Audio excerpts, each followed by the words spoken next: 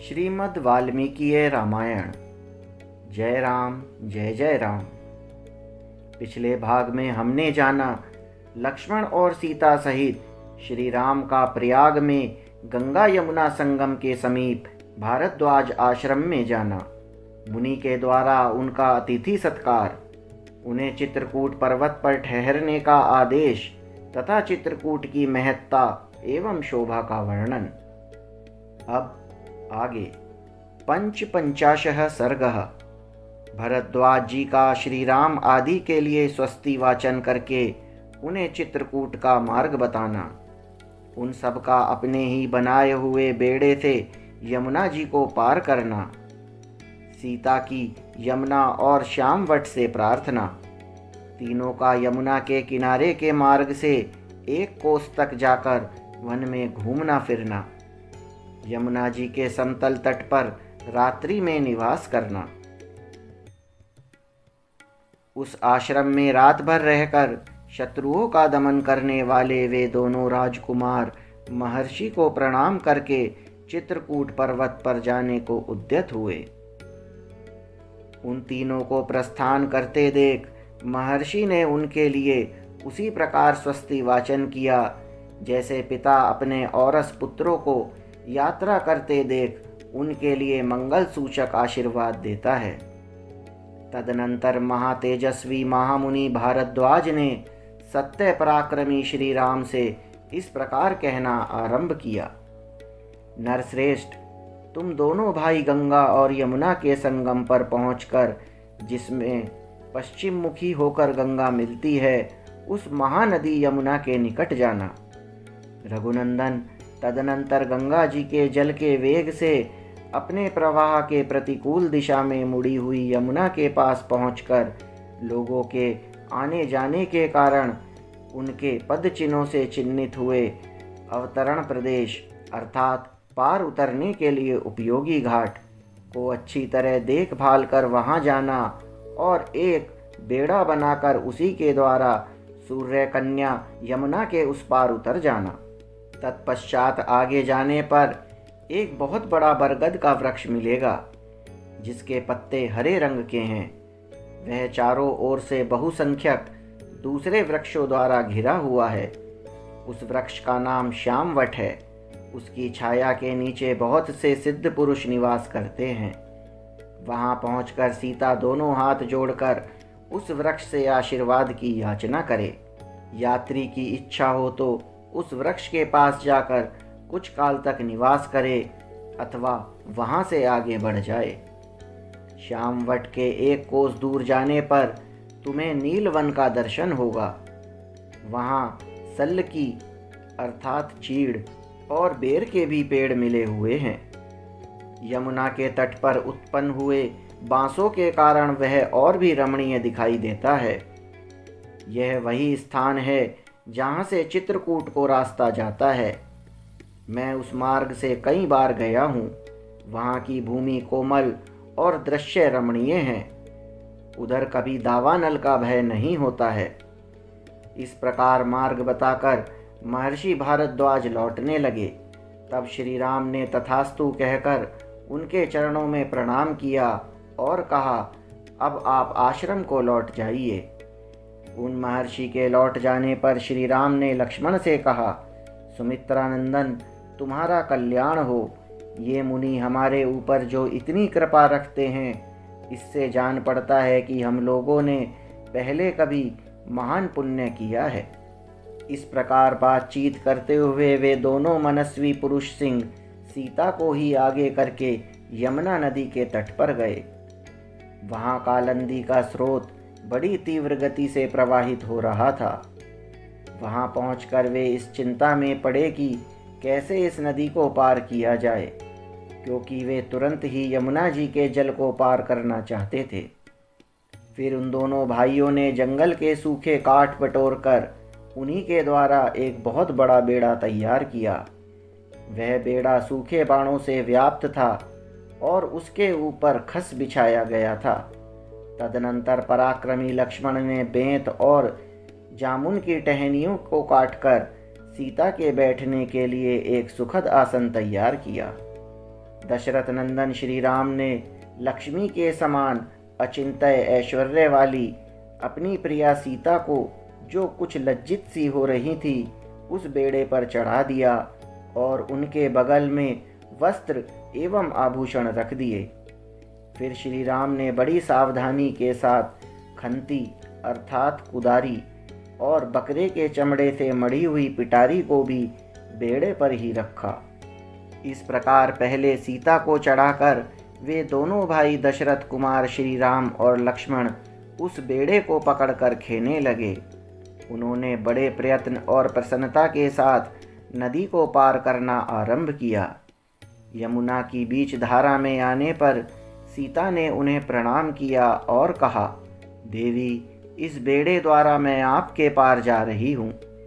आप ऐसी कृपा करें जिससे हम लोग सकुशल पार हो जाएं और मेरे पतिदेव अपनी वनवास विषयक प्रतिज्ञा को निर्विघ्न पूरा करें। इक्ष्वाकु वंशी वीरों द्वारा पालित अयोध्यापुरी में श्री रघुनाथ जी के साथ सकुशल लौटने पर मैं आपके किनारे 1 सहस्त्र गौओं का दान करूंगी और सैकड़ों देव दुर्लभ पदार्थ अर्पित करके आपकी पूजा संपन्न करूंगी।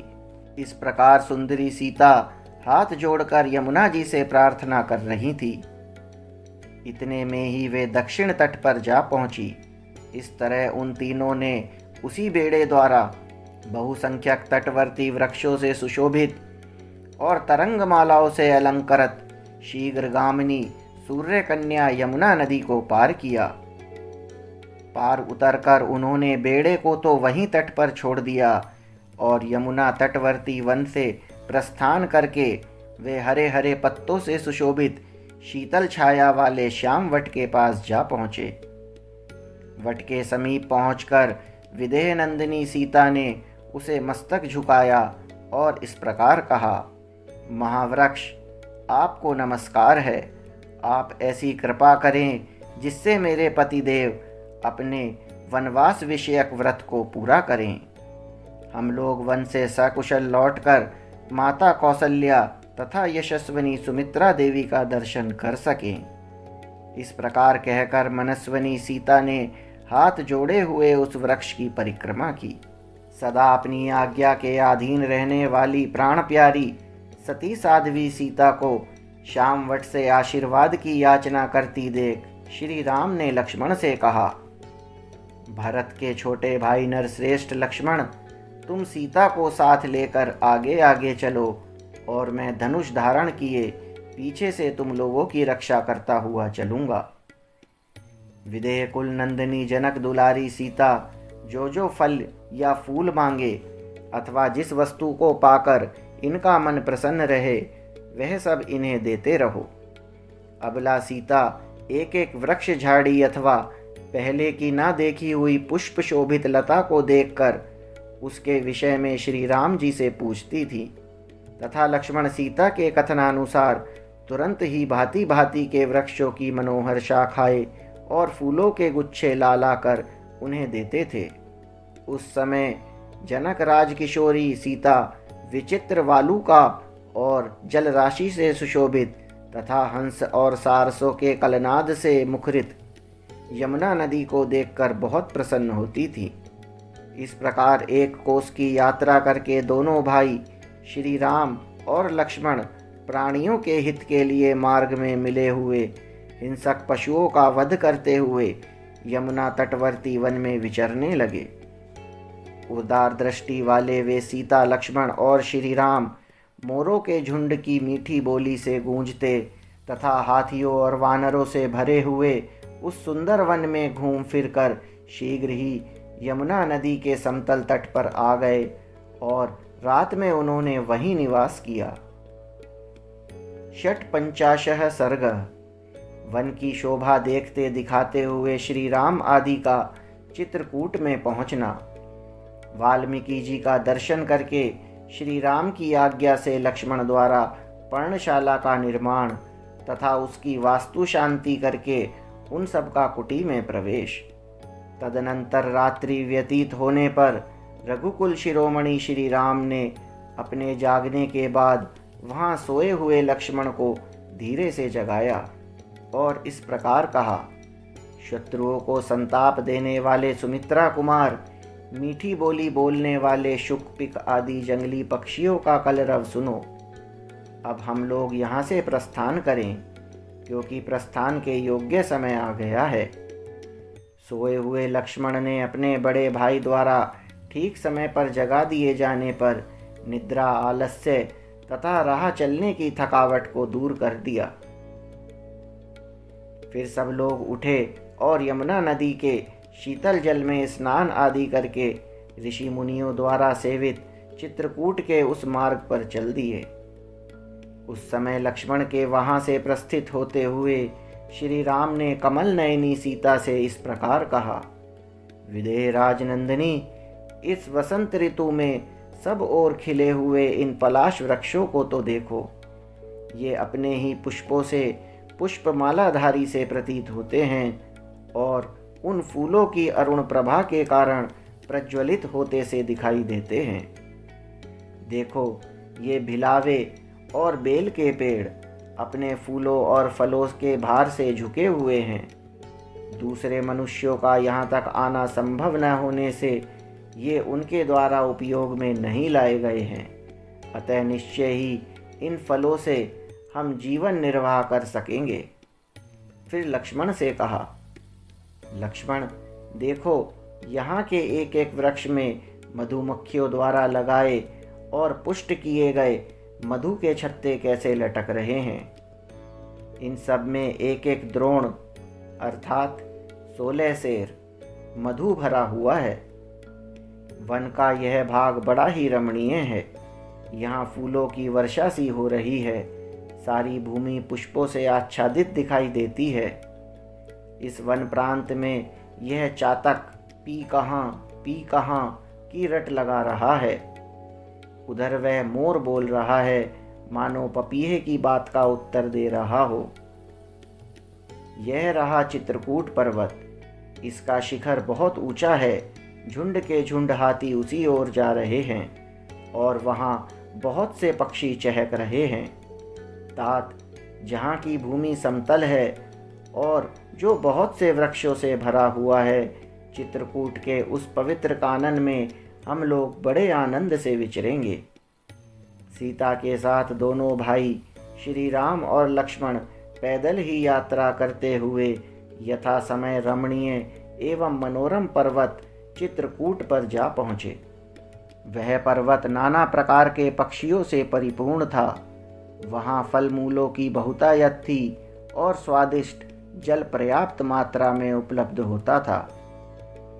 उस रमणीय शैल के समीप जाकर श्री राम ने कहा, सौम्य, यह पर्वत बड़ा मनोहर है। नाना प्रकार के वृक्ष और लताएं इसकी शोभा बढ़ाती हैं। यहाँ फल मूल भी बहुत हैं। यह रमणीय तो है ही। मुझे जान पड़ता है कि यहाँ बड़े सुख से जीवन निर्वाह हो सकता है। इस पर्वत पर बहुत से महात्मा मुनि निवास करते हैं। तात, यही हमारा वास स्थान होने योग्य है। हम यहीं निवास करेंगे। ऐसा निश्चय करके श्री राम और लक्ष्मण ने हाथ जोड़कर महर्षि वाल्मीकि के आश्रम में प्रवेश किया और सबने उनके चरणों में मस्तक झुकाया। धर्म को जानने वाले महर्षि उनके आगमन से बहुत प्रसन्न हुए और आप लोगों का स्वागत है, आइए बैठिए, ऐसा कहते हुए उन्होंने उनका आदर सत्कार किया। तदनंतर महाबाहु भगवान श्री राम ने महर्षि को अपना यथोचित परिचय दिया और लक्ष्मण से कहा, सौम्य लक्ष्मण, तुम जंगल से अच्छी अच्छी मजबूत लकड़ियां ले आओ और रहने के लिए एक कुटी तैयार करो। यहीं निवास करने को मेरा जी चाहता है। श्री राम की यह बात सुनकर शत्रु दमन लक्ष्मण अनेक प्रकार के वृक्षों की डालियां काट लाए और उनके द्वारा एक पर्णशाला तैयार की। वह कुटी बाहर भीतर से लकड़ी की ही दीवार से सुस्थिर बनाई गई थी और उसे ऊपर से छा दिया गया था, जिससे वर्षा आदि का निवारण हो। वह देखने में बड़ी सुंदर लगती थी। उसे तैयार हुई देख एकाग्रचित होकर अपनी बात सुनने वाले लक्ष्मण से श्री राम ने इस प्रकार कहा, सुमित्रा कुमार, हम गजकंद का गूदा लेकर उसी से पर्णशाला के अधिष्ठाता देवताओं का पूजन करेंगे, क्योंकि दीर्घ जीवन की इच्छा करने वाले पुरुषों को वास्तु शांति अवश्य करनी चाहिए। कल्याणदर्शी लक्ष्मण, तुम गजकंद नामक इस कंद को उखाड़कर या खोदकर शीघ्र यहाँ ले आओ, क्योंकि शास्त्रोक्त विधि का अनुष्ठान हमारे लिए आवश्यक कर्तव्य है। तुम धर्म का सदा चिंतन किया करो। भाई की इस बात को समझकर शत्रु वीरों का वध करने वाले लक्ष्मण ने उनके कथनानुसार कार्य किया। तब श्री राम ने पुनः उनसे कहा, लक्ष्मण, इस गजकंद को पकाओ, हम पर्णशाला के अधिष्ठाता देवताओं का पूजन करेंगे। जल्दी करो, यह सौम्य मुहूर्त है और यह दिन भी ध्रुव संज्ञक है, अतः इसी में यह शुभ कार्य होना चाहिए। प्रतापी सुमित्रा कुमार लक्ष्मण ने पवित्र और काले छिलके वाले गजकंद को उखाड़कर प्रवाहित अग्नि में डाल दिया। रक्त विकार का नाश करने वाले उस गजकंद को भली भांति पका हुआ जानकर लक्ष्मण ने पुरुष सिंह श्री रघुनाथ जी से कहा, देवोत्तम तेजस्वी श्री रघुनाथ जी, यह काले छिलके वाला गजकंद जो बिगड़े हुए सभी अंगों को ठीक करने वाला है, मेरे द्वारा संपूर्णतः पका दिया गया है। अब आप वास्तु देवताओं का यजन कीजिए, क्योंकि आप इस कर्म में कुशल हैं।